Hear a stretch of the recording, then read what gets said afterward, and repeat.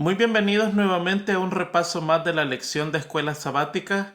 En esta ocasión vamos a estudiar la lección número 3 del tercer trimestre del año 2022. El título de esta lección es La jaula del pájaro.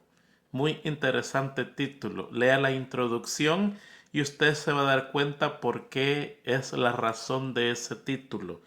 El texto para esta semana lo encontramos en el libro de Primera de Pedro, capítulo 1, versículo 6, donde leemos de la siguiente manera: Esto es para ustedes motivo de gran alegría, a pesar de que hasta ahora han tenido que sufrir diversas pruebas por un tiempo.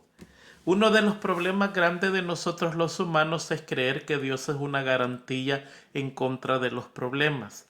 Hay muchos que deciden unirse a la iglesia porque creen que una vez uniéndose a la iglesia los problemas pararon, pero no es así. Los problemas continúan y muchas veces van a continuar de una manera más difícil. Si antes estaban mal las cosas, ahora posiblemente estarán peor. ¿Por qué? Por dos razones fundamentales. La primera es que Dios nos corrige. Dios no tolera hijos malcriados.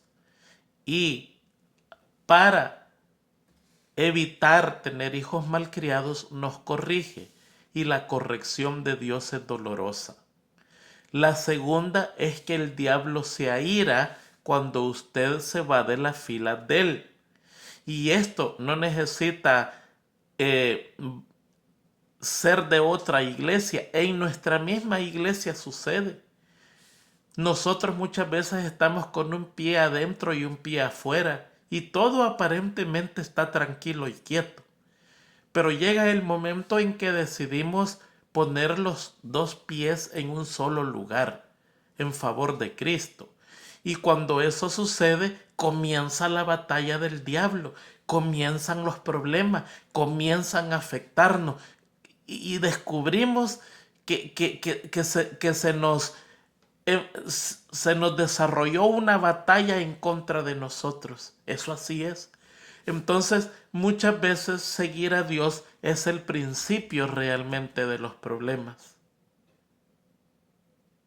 Muchos no logran comprender la relación entre un Dios de amor y un Dios que corrige.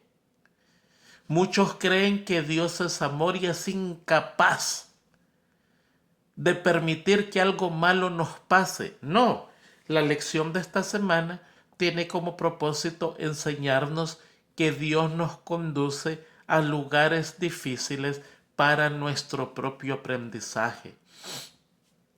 Hay una diferencia entre prueba y tentación. La Biblia dice que Dios no tienta a nadie. Y eso es así.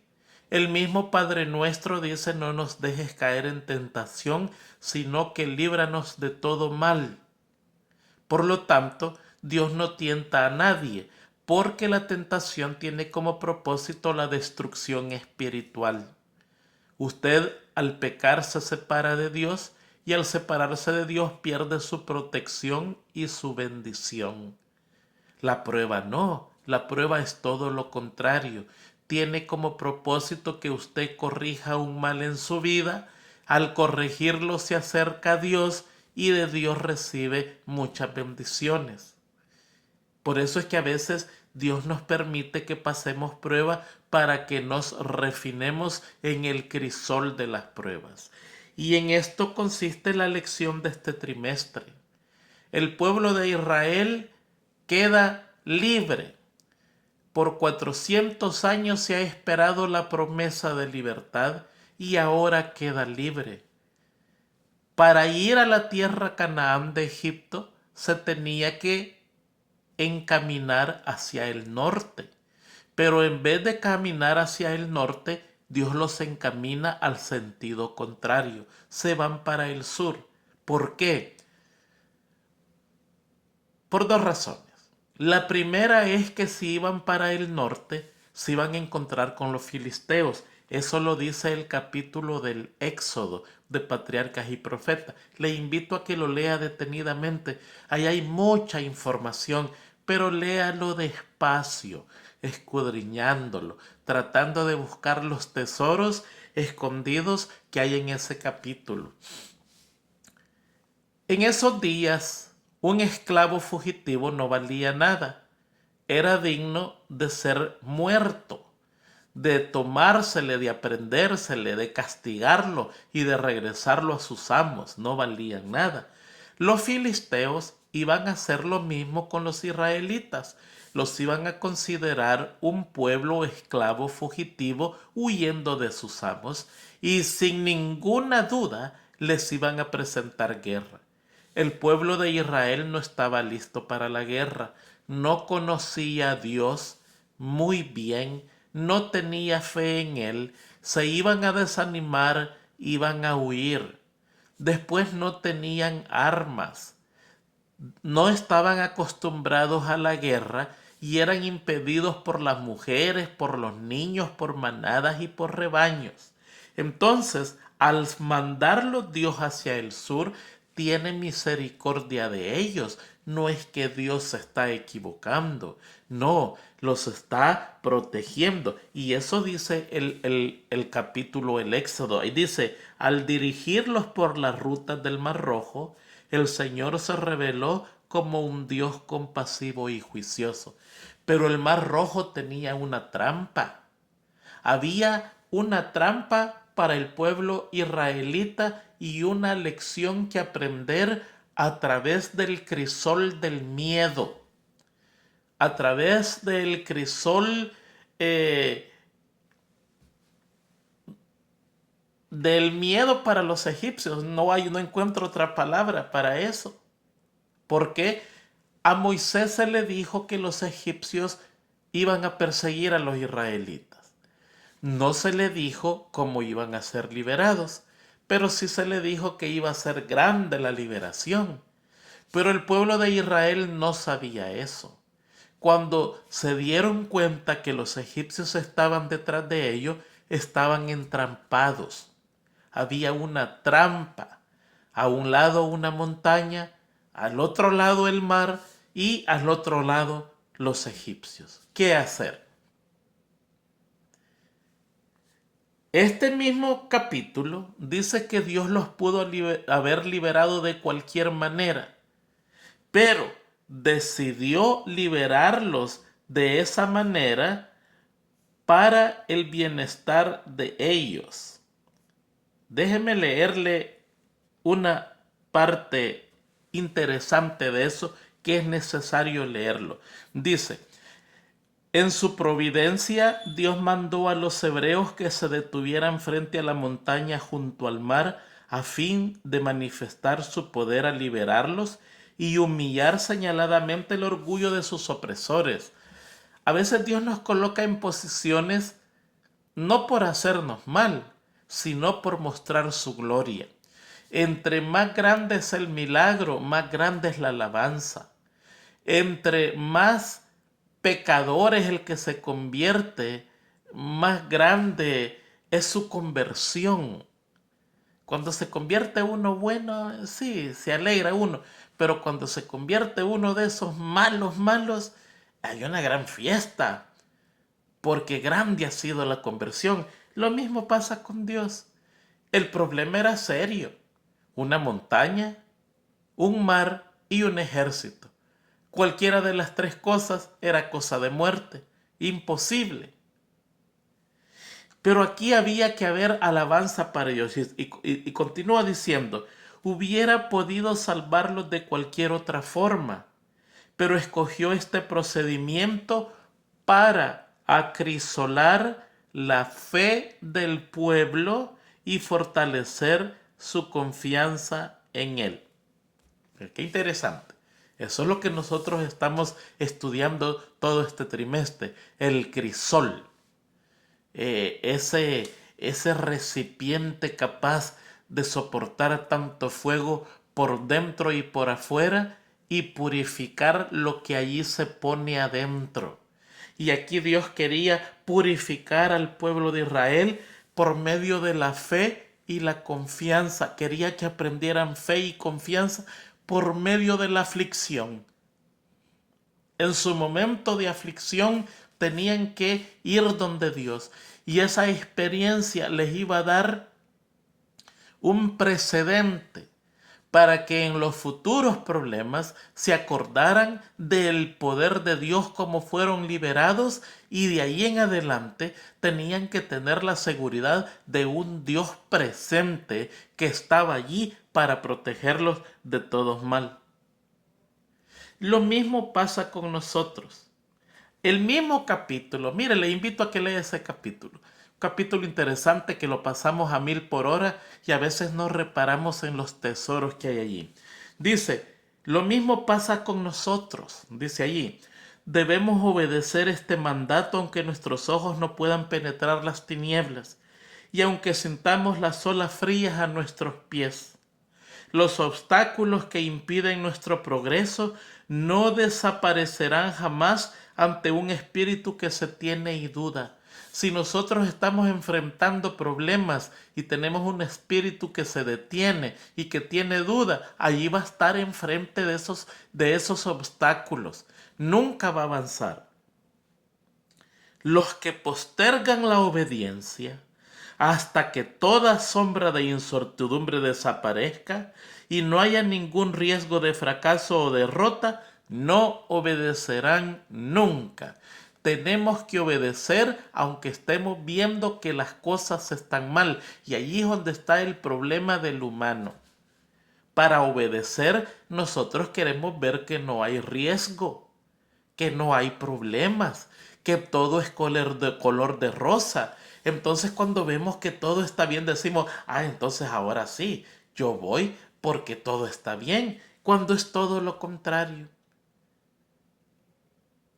En los problemas que encontremos tenemos que obedecer a Dios antes que cualquier otra cosa. Si a usted se le dice, mire, si no viene a trabajar el sábado va a perder su trabajo, y usted le dice al Señor, mira Señor, yo te voy a obedecer. ¿Sabes lo que me voy a ganar con esto? Que me voy a quedar sin dinero. No sé cómo voy a alimentar a mis hijos, a mi familia, cómo voy a pagar la casa, cómo voy a hacer esto. No sé, pero ¿sabes qué? Voy a obedecer. Cuando usted obedece así, entonces va a ver la gloria de Dios. Pero si está esperando que todos los problemas se vayan y que el sol resplandezca y que los rosales den su aroma y que todo sea una belleza, la brisa fresca golpea su espalda y el sol su frente, hasta obedecer, nunca va a obedecer. Dios nos coloca en situaciones así para que aprendamos a obedecer, y eso es lo que pasa con el pueblo de Israel. La liberación fue grande. Esa nube se puso entre los dos ejércitos. Los egipcios no vieron más a los israelitas, desaparecieron, se borraron del mapa, y mientras la noche avanzaba, mucho menos lo podían ver. El pueblo de Israel avanzó sobre el mar, y dice otro libro del espíritu de profecía que los egipcios en lo oscuro escucharon que el pueblo de Israel avanzaba, y ellos, siguiendo el ruido de todo ese gran pueblo que avanzaba, los siguieron de cerca, pero no los veían. Así es como entraron en medio del mar y no se dieron cuenta que estaban entrando en medio del mar en la oscuridad. Cuando los israelitas cruzaron el otro lado, ya estaba para amanecer. Y ahí dice este texto, mire lo que dice: la misteriosa nube, la oscuridad, se trocó en una columna de fuego ante sus ojos atónitos.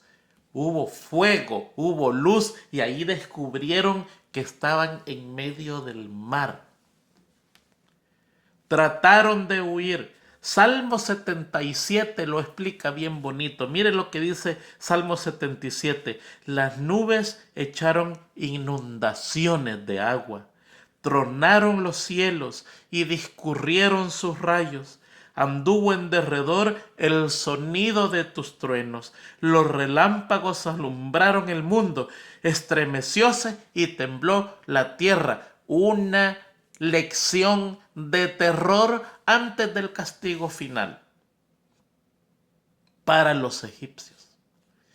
Una lección de miedo para los judíos antes de la liberación. Fíjense, hermano, que nosotros, por el acto de haber nacido en este mundo, vamos a enfrentar el sufrimiento y el dolor. No importa a qué bando pertenece. Si usted pertenece al bando del diablo, va a enfrentar a Dios, porque Dios va a castigar al malvado, lo va a destruir eternamente. No va a recibir las bendiciones de Dios. Si usted sigue al diablo, si seguimos al diablo, vamos constantemente a enfrentar a un Dios que está ofendido. Si seguimos a Dios, vamos a enfrentar a un diablo que está airado y a un pueblo que también está airado porque no le gusta la gente santa. O sea, por el acto de haber venido a este mundo, usted y yo vamos a sufrir, ya sea de cualquier bando que usted elige estar.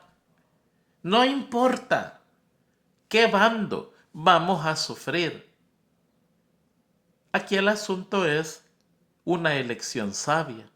Si el sufrimiento va a valer la pena, nos va a remunerar después, o el sufrimiento solo va a ser para castigo eterno. Esa es decisión suya. Pero el sufrimiento lo tenemos por delante, no importa quién usted sea. No importa si usted es blanco o es negro, habla inglés, francés, español o alemán.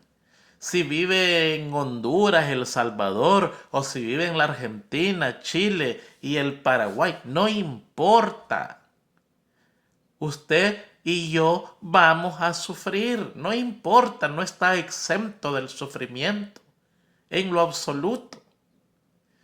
Pero todo depende del bando que escojamos, si vale la pena o no vale la pena. Aquí vemos dos personas que sufrieron, dos grupos que sufrieron, uno para liberación y el otro para destrucción. Ese mismo capítulo, el Éxodo de Patriarcas y Profetas, dice algo muy interesante. Al final del capítulo, lo invito a que lo lea despacio. Ese canto, el canto que cantaron allá al otro lado del mar, después de la liberación, se llama el cántico de Moisés. Así se llama. Dice, ese canto no pertenece solo al pueblo judío. Indica la futura destrucción de todos los enemigos de la justicia y señala la victoria final de Israel de Dios.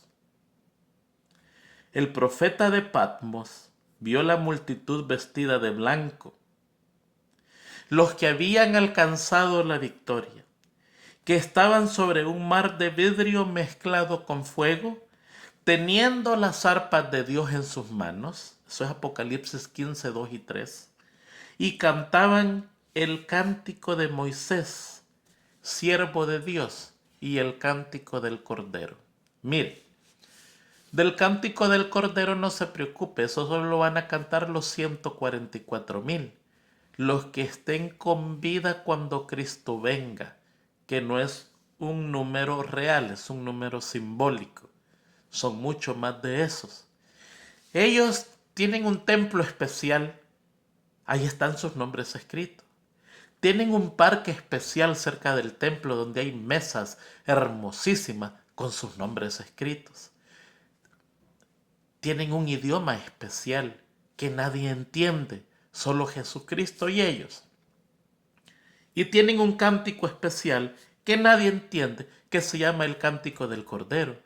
Pero el Cántico de Moisés nos pertenece a todos. Y este cántico, si usted tiene niños pequeños, enséñeselo a sus niños de memoria. Haga que se lo aprendan, porque ese cántico se va a cantar en el cielo y hay que aprendérselo desde ahora.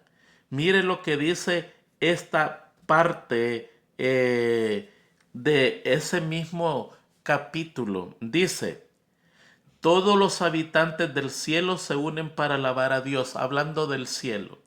Aprendamos el canto de los ángeles ahora para que podamos cantarlo cuando nos unamos a sus huestes resplandecientes.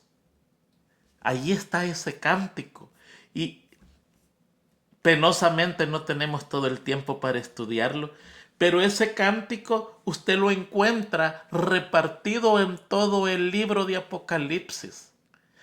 Este cántico que encontramos aquí en el Éxodo de Israel, usted lo encuentra en Apocalipsis, repartido en versículos, lo encuentra en toda la Biblia. Fíjese, capítulo 15, versículo 1, dice: entonces cantó Moisés y los hijos de Israel este cántico a Jehová y dijeron: cantaré yo a Jehová, porque se ha magnificado grandemente, ha echado en el mar jinete y caballo. Ha echado en el mar al caballo y al jinete. ¿Sabe dónde encuentra el eco de eso? Apocalipsis 15:3. Dice: y cantaban el cántico de Moisés, siervo de Dios, y el cántico del Cordero, diciendo: grandes y maravillosas son tus obras, oh Dios todopoderoso, justos y verdaderos son tus caminos, oh Dios de los santos. Ahí está el eco. Ahí está la respuesta del versículo 1. El siguiente versículo: Jehová es mi fortaleza y mi cántico, y ha sido mi salvación. Este es mi Dios y lo alabaré, Dios de mi Padre y lo enalteceré. ¿Sabe dónde encuentra ese versículo? Apocalipsis 19:1.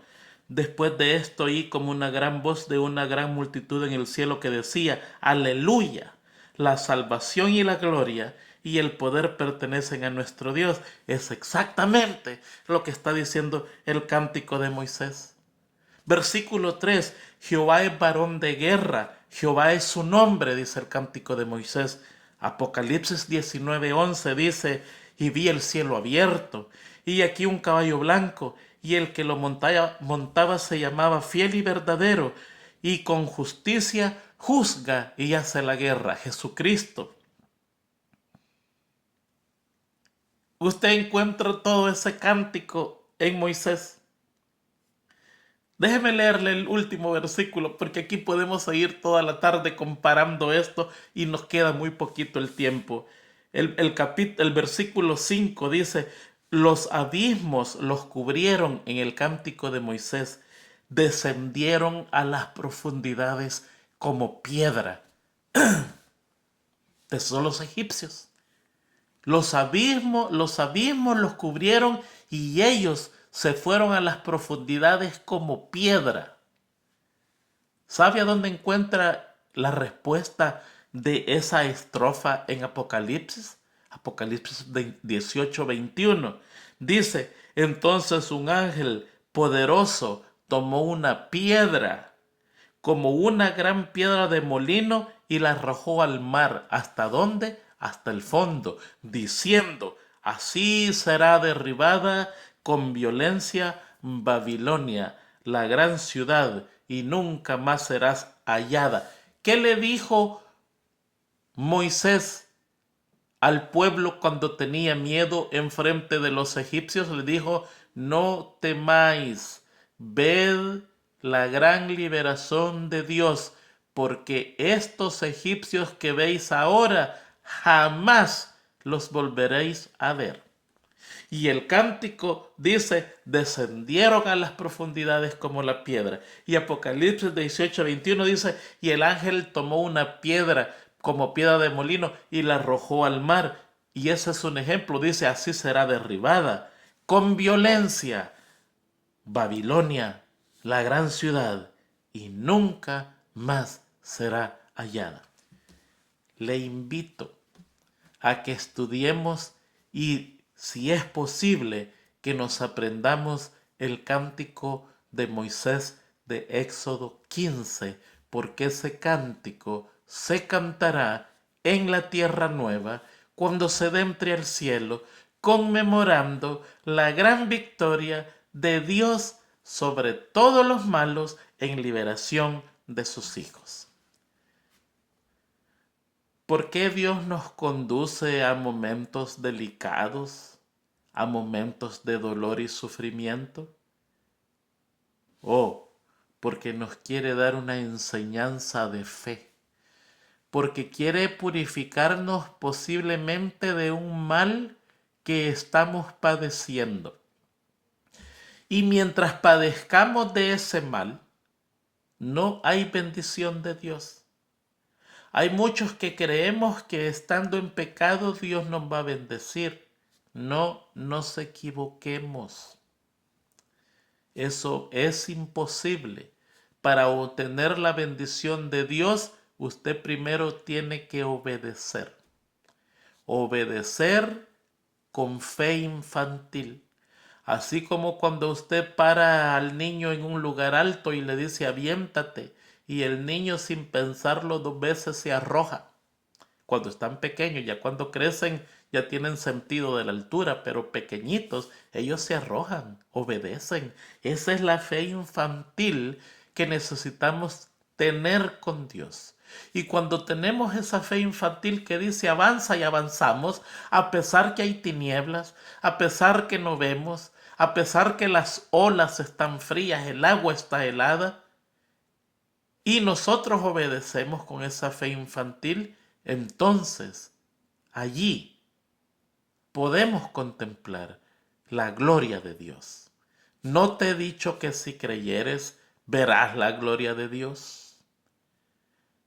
¿Cómo puede ver la gloria de Dios? Creyendo. Al incrédulo jamás la va a ver. Cuando estemos en problemas así, tenemos que creer para poder contemplar la gloria de Dios. O pasar el día lunes, aguas amargas. Esto sucede inmediatamente de esa gran liberación. El agua se ha escaseado. Se está comenzando a sentir sed. El pueblo que recién vio el milagro ya se le olvidó. Y cuando el agua está faltando, los niños tienen sed, los animales están mugiendo, las madres están desesperadas, el hombre se aira y se enoja y comienza a protestar.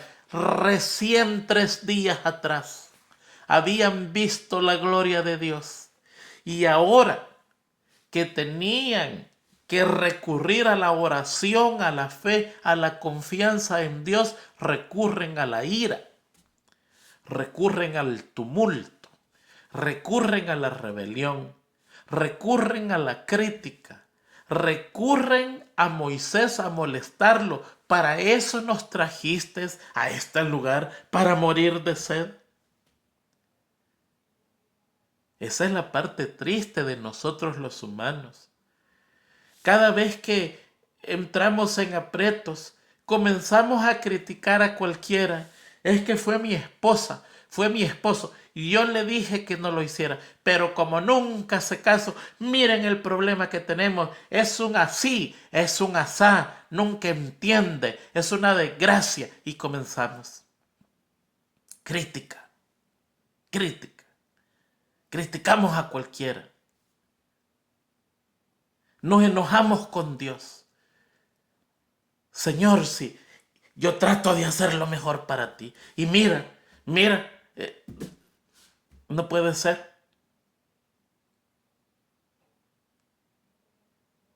Tú quizás a mí no me quieres. Yo se lo he dicho al Señor. Y después me he arrepentido porque me ama. No podemos entender que una prueba es para nuestra edificación. No podemos entender que una prueba es para corregir algo malo que nos está afectando. No podemos entender que una prueba es para dar alabanza a Dios. No podemos entender que una prueba es para después recibir la liberación de Dios. Y no podemos entender que una prueba es para recibir después la bendición de Dios. Para hacernos crecer, para hacernos más íntegros, para purificarnos. El crisol de la purificación es para que cuando venga otra prueba ya estemos preparados y no nos agarre de improviso. Mire, y no me pregunte qué libro, porque ese es el problema. Tenemos tantos libros, tanta escritura, y todo se me está viniendo a la mente. El espíritu de profecía dice que las enfermedades que nosotros tenemos acá son por varias razones. Una es porque pecamos contra el cuerpo. Dos, resultados del pecado del mundo. Tres, resultado de una maldición. Pero la cuarta me llamó la atención. Eso no está en el mismo libro. Está un pedacito aquí, un pedacito allá, un pedacito en el otro lado. La cuarta me llamó la atención. Dice que las enfermedades las permite Dios para que cuando llegue la hora de la muerte estemos quietos y serenos, aprendiendo a morir. Yo les he contado a ustedes que tengo un problema en el corazón. Y hay muchas veces que la he pasado pero terriblemente mal y yo siento que me muero. Me despido hasta de Dios, me despido de mis amigos, yo siento, es para mi aprendizaje. Que cuando en verdad llegue el momento no me agarre desprevenido. No me agarre con angustia y me vuelva un loquito a la hora de la muerte. Aferrándome de cualquier... No. Ya estoy bien adiestrado. El Señor me tiene bien amansado. Me tiene bien amansado ahí porque ahora soy un experto en morir. Me siento que ya la he visto varias veces y la he visto bien cerca. Cuando llegue de verdad, va a haber serenidad, va a haber quietud. Ya lo experimenté antes. Y en vez de haber esa convulsión que hay en el ser humano, va a haber confianza, va a haber templanza, va a haber conversación con Dios. Va a ser ese momento que yo le voy a decir, como ya se lo he dicho antes, que creo que me tocaba: Señor, gracias por todo. No quisiera morir, porque no somos para morir, no fuimos hechos para morir, pero por la sangre de Cristo. El día que abra mis ojos nuevamente, sea para ver el rostro de Cristo. Quietud. Oh, las pruebas. ¿Se da cuenta? Las pruebas es para edificación de nosotros. Es para que crezcamos. Hasta las enfermedades es para que aprendamos a morir. Es para que entendamos qué es enfrentar la muerte y cuando llegue tengamos experiencia y bajemos con paz y con quietud, no convulsionados. Porque de la misma manera en que morimos es de la misma manera en que vamos a resucitar. Y si usted murió enojado y peleado con su prójimo, así va a resucitar enojado y peleado, porque la muerte es una interrupción del pensamiento nada más. Y cuando la muerte desaparece y lo conectan con la vida nuevamente, su pensamiento continúa en lo que usted dejó atrás. Por eso es importante, dice la Biblia, no dejes que el sol se ponga con la ira sobre tu cabeza. Airaos, pero no pequéis. Perdonaos los unos a los otros, porque usted nunca sabe. Y si usted amanece, despierta, resucita, convulsionado, usted no está yendo a la patria celestial, usted está yendo a otro lugar. Las pruebas es para edificación. Moisés sabía, porque él había vivido allí, dice el siguiente capítulo de Patriarcas y Profetas, titulado Del Mar Rojo al Sinaí. Léalo. Él sabía que las aguas del mar eran amargas, no porque Dios le había dicho, sino que porque estaba allí. Y ahora a Moisés se le prueba. Moisés ve que la nube lo está guiando para el mar. Se lo voy a leer, mire qué bonito lo presenta aquí. Moisés, que conocía esa región, sabía que los demás ignoraban que en Mara, el lugar más cercano donde harían fuentes, el agua no era apta para beber. Con gran ansiedad observaba la nube guiadora. Estaba viendo y veía la nube y decía, nos lleva para el mar, no puede ser. El Señor sabe que esa agua no sirve. Tenía ansiedad el hombre, porque él ya sabía, ahora la prueba es para Moisés. Tenía ansiedad. Estaba viendo que la nube los conducía a un lugar de aguas amargas. Con el corazón desfalleciente, oyó el regocijado grito, ¡agua! ¡Agua! Que resonaba en todas las filas. Los hombres, las mujeres y los niños, con alegre prisa, se agolparon alrededor de la fuente cuando aquí un grito de angustia salió de la hueste. El agua era amarga. Cosas. Aquí hasta Moisés está viendo la nube y está diciendo, la nube nos lleva para el mar.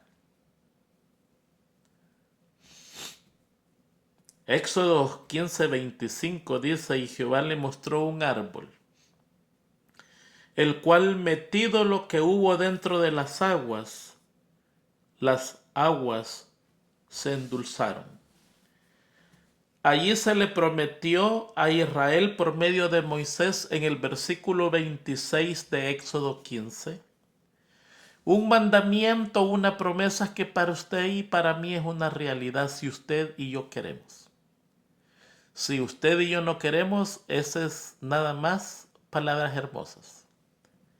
Versículo 26 de Éxodo 15 dice, si oyeres la voz de Jehová tu Dios. ¿Se acuerda? Jehová es mi pastor y nada me faltará. Con San Juan capítulo 11, donde el que conoce a su pastor oye su voz y reconoce su voz y le sigue. Ahí está una conexión íntima, una relación. La Biblia es una ramificación hermosa que usted descubre una rama conectada con otra y la va siguiendo, es como un hilo. Y ahí dice, si oyeres, mis ovejas oyen mi voz y saben mi voz y me reconocen y me siguen. Las otras que no me siguen no son mis ovejas.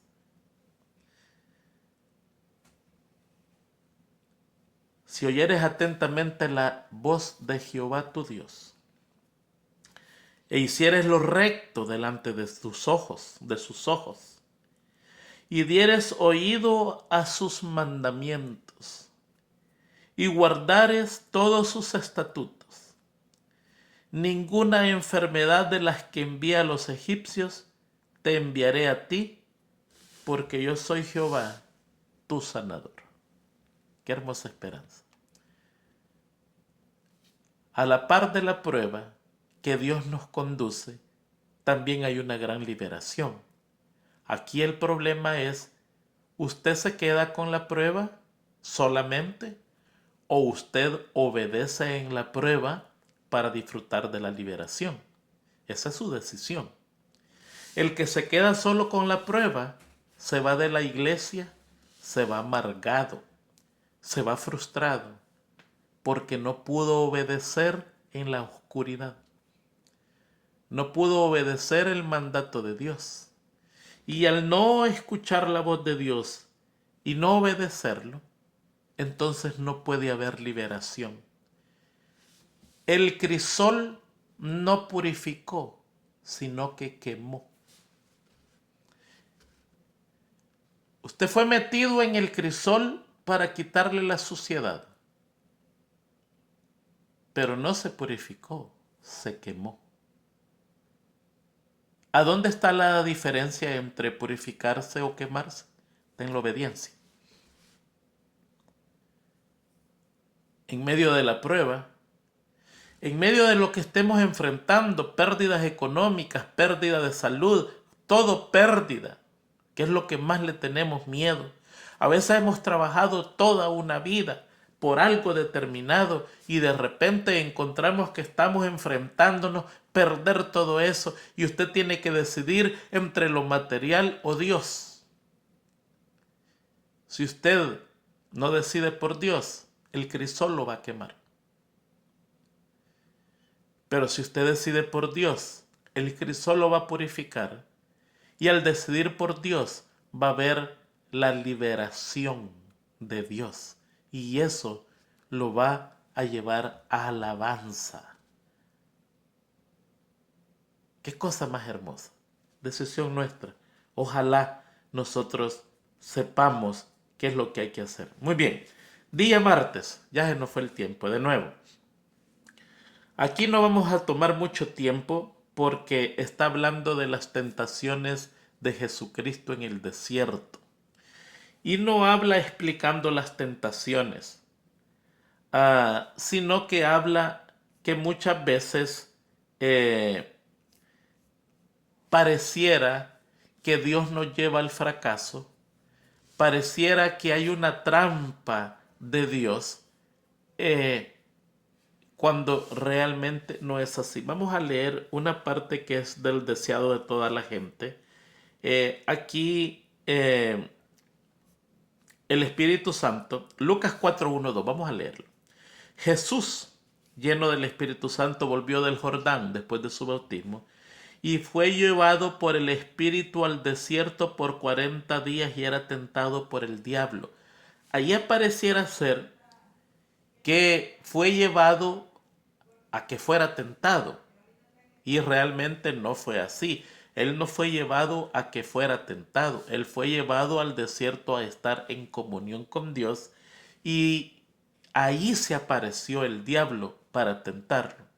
Ahora, la pregunta es, ¿acaso no sabía Dios que eso iba a pasar? Por supuesto. Pero es que Dios no intercede con el futuro. Deja muchas cosas. Más adelante vamos a estudiar un poquitito el por qué Dios deja. Ahora, en esta lección, más adelante voy a leer ciertas cosas. Y ahí dice, las tentaciones pueden ser muy difíciles porque apelan a las cosas que realmente deseamos. Y siempre parecen surgir en los momentos de mayor debilidad. Mire, qué cosa más interesante.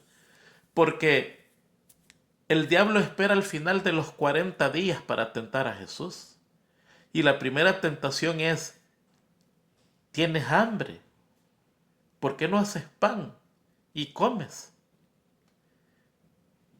Después de un almuerzo, esa no va a ser ninguna tentación para nadie.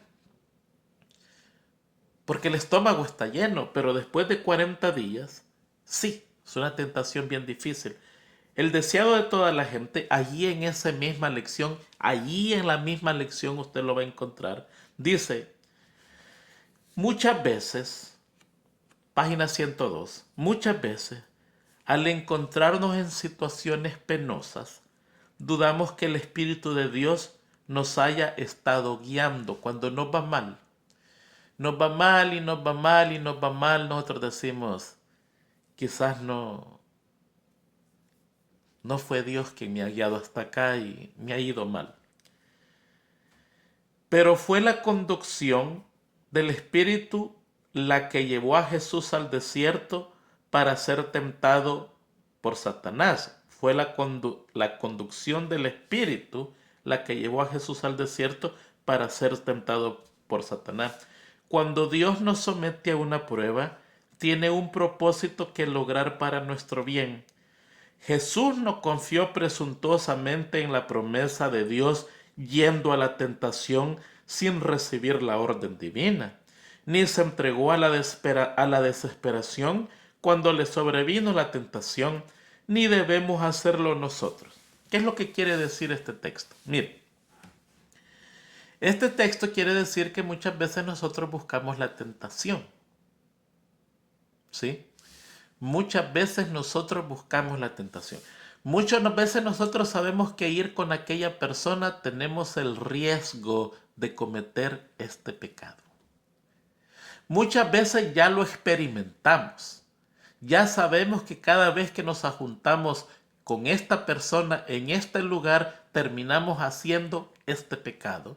Y nosotros vamos y nos vamos a probar nosotros solos a ver si en verdad logro vencer la tentación. Eso es un fracaso total. Pero aquí no pasa eso. Allí pasa que el Espíritu Santo guía a Jesucristo a ese lugar y en ese lugar es tentado. ¿Qué es lo que quiere decir todo eso? Que muchas veces el diablo lo va a tentar a usted por permiso de Dios para ver qué es lo que hace usted. ¿Ha pasado eso? Por supuesto que sí. El caso grande es Job. Qué tremenda tentación la que tiene Job. Él no sabe ni lo que está pasando, encuentra la pérdida total, encuentra esto y él sigue creyendo en Dios. El caso de eso también es José, más claro José, un muchacho que es fiel a Dios, es llevado a ese lugar para una bendición. Dios lo está conduciendo. Fíjese bien, Dios lo está conduciendo. El espíritu de profecía dice que fue Dios quien condujo a Potifar a comprarlo. Y Potifar lo creció como su propio hijo. Dios lo pudo haber conducido a otro lugar, porque Dios pudo haber dicho, no, allí no, porque ahí está la esposa. Y allí lo vamos a poner en tentación. ¿Se da cuenta de lo que está pasando? Pero no, Dios lo lleva a Potifar sabiendo que allí va a encontrar una tentación y va a ser decisión de José pecar o no pecar. Entonces encontramos un grupo de gente que va a buscar la tentación, otro grupo de gente que encuentra la tentación aún con la bendición de Dios para prueba del mismo. Y eso es lo que pasa con Jesucristo. Es guiado para allí aún sabiendo que allí se va a presentar el diablo. Pero no es que Dios lo está tentando precisamente, porque en la tentación de Jesucristo se consigue la más grande victoria sobre el diablo. En la tentación de Jesucristo se le da el primer golpe mortal y casi se le dice al diablo, está vencido. Solo falta la prueba de la cruz, pero con esta tentación ya perdiste todo el caso. Porque no cayó. Lo mismo con José. Allí recibió bendición, allí fue educado. Dice el espíritu de profecía que Potifar lo puso con hombres que hablaban lenguas, con hombres que que sabían de negocio y con hombres que conocían de ciencia. Y José fue educado con la más alta educación, pero allí había una tentación. Se llamaba la mujer de Potifar. Y cuando se presentó la tentación, José salió vencedor. Como premio, la cárcel. Porque es el siguiente grado. Es el siguiente grado de la escuela divina. El grado anterior era humillación. Sus hermanos lo vendieron, lo despreciaron. Sufrimiento. Era una humillación total. El segundo grado era bendición. Ahí había bendición en la casa de Potifar, pero dependía todo de una tentación. Si caía o no caía.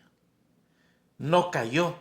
Entonces, como prueba de haber sido fiel a Dios, pasa al tercer grado. Tenía que aprender en la cárcel misericordia. Entonces se titula con altos honores en la humillación, en la bendición, en la misericordia, y ahora el material está listo para venir a ser uno de los hombres más eminentes en la historia de este mundo, donde la Biblia no le registra ningún pecado. Quiere decir que no pecó, era humano.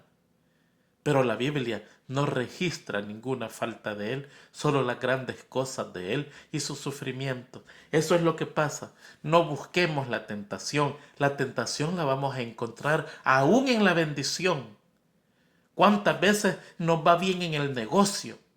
¿Cuántas veces Dios nos bendice y el negocio que comenzó le va bien y de repente usted encuentra que tiene miles de pesos en su bolsa, cosa que no ha tenido antes? Y allí puede recibir varias tentaciones. Puede aparecer una persona con ojos hermosos, saludándolo con alegría y con una ternura especial y usted dice, oh, si yo soy un hombre de dinero. Ah, ok. Allá usted. Puede aparecer un negocio fraudulento, donde alguien viene y le dice, mira, si invertís en esto ganas el triple. La avaricia. ¿Se da cuenta, hermano? La tentación va a aparecer en las bendiciones de Dios también. Y nos toca a nosotros aferrarnos a Dios para que la bendición sea nada más una bendición y no la bendición se convierta en una maldición por haber caído en la tentación. ¿Cuánta gente ha subido al poder? ¿Cuánta gente ha sido bendecida grandemente por Dios y en la altura, en el pináculo de su vida, cae estrepitosamente por haber caído en la tentación? ¿No fue el caso ese de David? ¿Qué más David?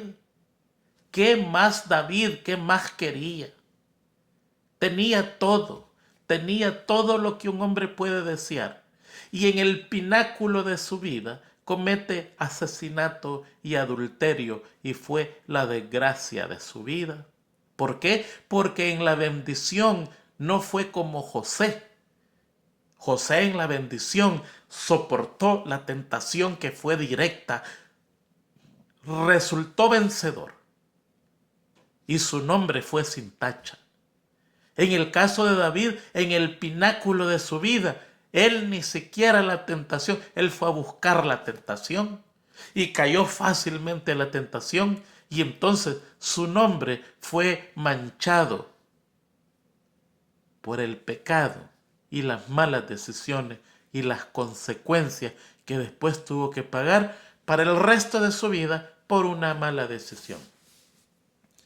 Jesucristo iba a tener 40 días de bendición con el Padre, en comunión íntima, pero allí iba a aparecer el tentador. Se sabía. ¿Fue guiado a la tentación? No, fue guiado a comunicación con Dios. Pero allí iba a caer el tentador y el tentador llegó y Jesucristo salió victorioso. Se nos invita a nosotros que en medio de las bendiciones que Dios nos da, recordar que la tentación se va a presentar tarde o temprano, pero en el nombre de Jesús, usted y yo tenemos que salir victoriosos para asegurar alabanza y gloria a Dios y que la bendición no se convierta en una maldición por haber caído en una tentación. Ya el tiempo se nos fue. Vamos a pasar al día miércoles y el día jueves usted lo lee porque esa es la historia de Alex. Ahí abajo dice, ¿qué es lo que usted le aconsejaría a Alex? Yo sé que aconsejarle a Alex, pero ese consejo es personal mío para él. Llegue a su propio consejo y si usted gusta, me escribe. Me gustaría saber qué usted le aconsejaría a Alex. Pero antes de eso vamos a terminar con el día miércoles, ya que el día jueves es la historia de Alex. El día miércoles dice un legado que perdura y está en Primera de Pedro 1, 6 y 7. Hay un versículo interesante y vamos a leer. En lo cual vosotros os alegráis, aunque ahora por un poco de tiempo, si es necesario, tengáis que ser afligidos en diversas pruebas, para que sometida a prueba vuestra fe, mucho más preciosa que el oro, el cual aunque perecedero se prueba con fuego, sea hallada en alabanza, gloria y honra cuando sea manifestado Jesucristo. La prueba de la fe. Y aquí yo tengo unos textos, perdón, que les voy a leer del espíritu de profecía. En verdad son 3 textos. Uno de ellos es largo, pero es necesario. Este se encuentra en manuscrito 76 del 20 de febrero de 1902, el incendio del sanatorio. Quiero encontrarlo más fácil. Alza tus ojos, 20 de febrero. Alza tus ojos, 20 de febrero. Dice: nuestro Padre Celestial no aflige ni entristece voluntariamente a los hijos de los hombres. O sea, no es pasatiempo de Dios hacer eso. Tiene sus propósitos en el torbellino y la tormenta, en el fuego y en el diluvio. Lo hace por algo. El Señor permite que las calamidades sobrevengan a su pueblo para salvarlo de peligros mayores. Desea que todos examinen su corazón atenta y cuidadosamente y que se acerquen a Dios a fin de que Él pueda acercarse a ellos. Lo que yo le estaba explicando anteriormente. La prueba de Dios tiene como fin que yo me revise qué es lo que está pasando con mí, que revise el mal que tengo, que sea eliminado y yo me termine acercando a Dios. Nuestras vidas están en las manos de Dios. Él ve los riesgos que nos amenazan como nosotros no podemos verlos. Es el dador de todas nuestras bendiciones. Él nos da todo. El proveedor de todas nuestras misericordias. El ordenador de todas nuestras experiencias. Percibe peligros que nosotros no podemos ver. Permite que sobrevenga a su pueblo alguna prueba que llene los corazones de sus hijos de tristeza, porque ve que necesitan enderezar su camino, no sea que el cojo sea parte del sendero. Él permite que nos venga a nuestro corazón alguna tristeza para enderezar nuestros caminos. Y es que mire, el humano solo por las malas se entiende. Por supuesto está la excepción que es usted. Usted solo por las buenas entiende. Pero el resto entendemos por las malas. Mire, medio Dios da una bendición y lo convierte en un apoderado, en un rico. Ya el orgullo florece.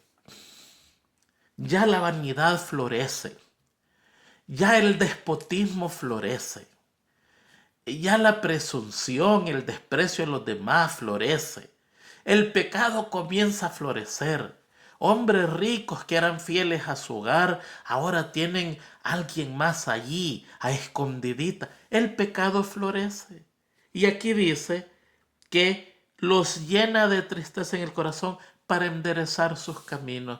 Porque cada vez que Dios nos da la bendición, el pecado brota.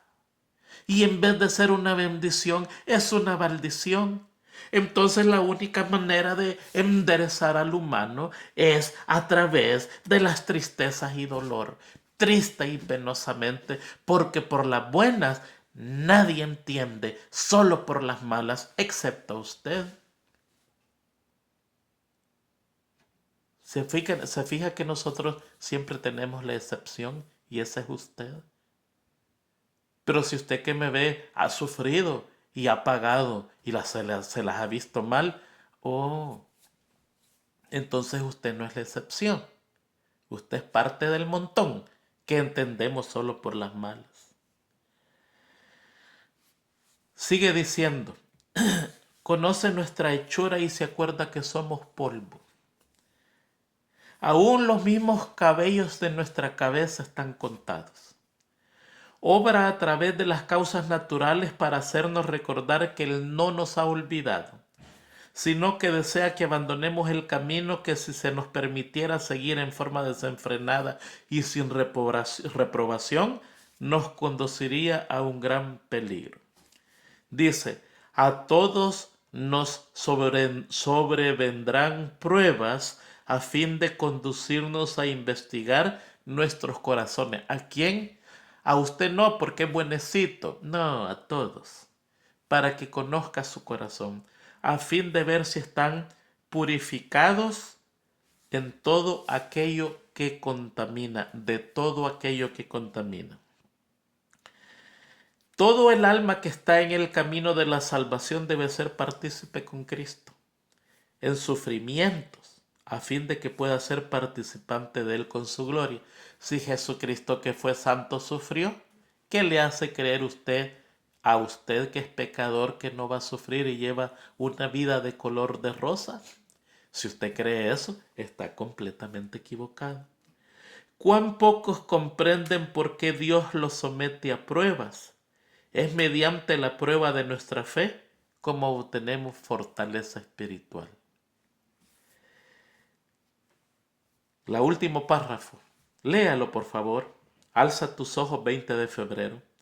Si no se obedece su palabra con toda humildad y mansedumbre, les enviará experiencia que, si son correctamente recibidas, les ayudarán a prepararse para la obra que debe de ser hecha en su nombre. Dios desea revelar su poder de una manera notable a través de la vida de los componentes de su pueblo. Se lo voy a leer. Si no se obedece su palabra con toda humildad y mansedumbre, le va a mandar experiencias. Entonces yo le pregunto a usted, ¿por qué vienen las experiencias? ¿O porque la palabra no se ha obedecido con humildad y mansedumbre? Mire, uno de los ejemplos más hermosos es Isaac. Si usted lee Isaac, Isaac es un niño que crece bien con su papá y su mamá y tiene una vida pacífica, una vida quieta, una vida entregada a Dios, una vida sin consecuencias, una vida pura. Me llama la atención que cuando le traen a Rebeca para que la conozca, cuando el siervo viene con ella, Rebeca dice, ¿y quién es aquel mozo que está orando? Estaba orando, imagínense qué cosa, había salido al campo a orar. Y dice el espíritu de profecía que estaba en la hora de la oración. Cuando Rebeca lo ve, o sea que Rebeca conoce a Isaac de rodillas orando. ¿No cree que le causó impresión a Rebeca para el resto de su vida que su esposo lo conoció de rodillas en el campo orándole a Dios? ¡Qué vida más hermosa! ¿Cómo nos conocen nuestras esposas a nosotros? En una fiesta me dijo uno. Mire, me dijo, yo le pregunté a la esposa, habían entrado a la iglesia ya mayores, y le digo yo, ¿cómo se conocieron? Y ella me dice, nos conocimos en una discoteca. Imagínense qué manera de conocerse. Qué tremendo. Pero ahí estaban los dos luchando con todas sus cosas que había que arreglar. Pero aquí lo conocen. ¿A dónde conociste a Isaac? Bueno, la primera vez que lo vi estaba orando en el campo. Qué cosa más hermosa. Si no se obedece a su palabra con toda humildad y mansedumbre, les mandará experiencia. ¿No quiere experiencia? Obedezcamos con mansedad y con humildad y mansedumbre, quería decir. Hay otro texto que se lo dirige Elena de White a su hijo Edson White. Es la carta 24, el 5 de mayo de 1874. Más fácil, alza tus ojos, 5 de mayo. Uno es 20 de febrero y el otro es 5 de mayo de alza tus ojos. Y ella le dice a su hijo, cuando tu fe sea probada, no te inquietes. Espera solamente y con calma somete a Él tu juicio, tu voluntad, tu camino y manifiéstate dispuesto a ser conducido. Cuando te estén probando, estate quietecito, ¿sí? No te inquietes. y sométete a Dios que Él te conduzca. Mire que este es un legado para su hijo. Las dificultades y pruebas son parte del legado cristiano. Ah, qué cosa. Y la gente cree que por ser cristiano, ni dificultades ni pruebas. Ya no, ya estoy seguro en Cristo. No, es todo al revés. Cristo, la majestad del cielo, vino a esta tierra para mostrarnos cómo soportar los reproches del mundo sin desmayar y sin tomar represalias. Cada tribulación que se soporta sabiamente será una bendición para los que la experimente. Se va a hacer una bendición. Cada prueba que usted la pase sabiamente va a ser una bendición. Serán elevados y no abatidos. Los que están continuamente tratando de evitar las situaciones difíciles, buscando un sendero más fácil, un camino más placentero, tendrán que enfrentar la frustración y la adversidad. O sea, cuando le venga la prueba, acéptela, sométase, sea humilde, sea quieto, revísese, mire su corazón, pregúntese por qué, dígale al Señor qué es lo que tengo que arreglar, por qué me viene esto a mí. Saben que le estoy haciendo esta lección recién viniendo del Salvador y vengo enfermo y le estoy diciendo al Señor, pero Señor, si vengo de hacer tu obra, ¿por qué no me das una manita? Vengo enfermo. ¿Qué es lo que hice mal? Cuéntame qué es lo que hice mal para corregirlo. Y ya me di cuenta de lo que hice mal. Y ya pedí perdón y ahora voy a aprender que la próxima vez que vaya no voy a hacer esas cosas para recibir la bendición de Dios. Y si aún no las hago y las recibo, bueno, va a haber alabanza de mí para Dios. Eso es lo que Dios quiere con la prueba. No es para destruirme, no es para quemarme, es para purificarme, para que me acerque más a Él y de recibir de Él su bendición. Y el último texto para ustedes se encuentra en Alza tus ojos también, 16 de agosto, en el mismo libro. Y es muy bello, es cortito. Cuando nos sintamos excesivamente afligidos, recordemos que hay un ángel celestial a nuestro lado. Ah, no está solo. No está solo, por favor. Cuando usted esté agobiado, esté afligido y esté convulsionado, usted diga, espera un momentito. Aquí hay un ángel a la par mía. Un mensajero de Dios que me está viendo, que me está acompañando. Este pensamiento nos ayudará a honrar a Cristo, el que posibilitó que seamos hijos e hijas de Dios. Solo el pensamiento de saber que hay un compañero del cielo va a decir, oh, qué bueno es Dios, no estoy solo. Me ha mandado al ángel de la guarda que está conmigo. Qué cosa más hermosa, no estamos solos. El ángel de la guarda está con nosotros, el Espíritu está con nosotros, Jesucristo dijo que iba a estar con nosotros hasta el fin del mundo y el Padre dice que no adormece ni adormita, sus ojos contemplan sin parar noche y día todos los rincones de la tierra. Que Dios le bendiga, que Dios le guarde. Y recuerde, si está pasando prueba, sométase a Dios humildemente, pregúntele por qué, manténgase manso y humilde, déjese conducir y después se va a dar cuenta que en sus labios va a haber una canción de alabanza por la gran liberación que Dios va a hacer en su vida. Entre más grande la prueba, más grande el milagro de la liberación.